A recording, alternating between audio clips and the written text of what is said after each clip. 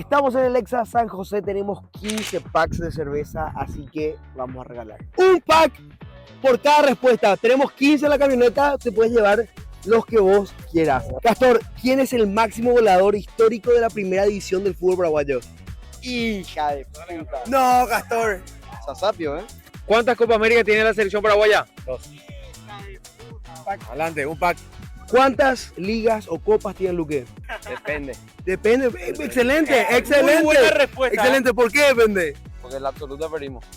¿Cuál era nuestro grupo en Sudáfrica 2010? Eslovaquia, Nueva Zelanda, Italia. Ya no vale más soplar. ¿Cuál es el extranjero que más goles metió en el fútbol paraguayo? Rorro López. Bancamos el soplo.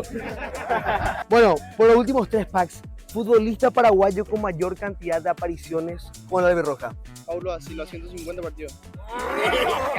Formidable. Qué bien, gracias. Claro, muchachos, nos licuaron, boludo.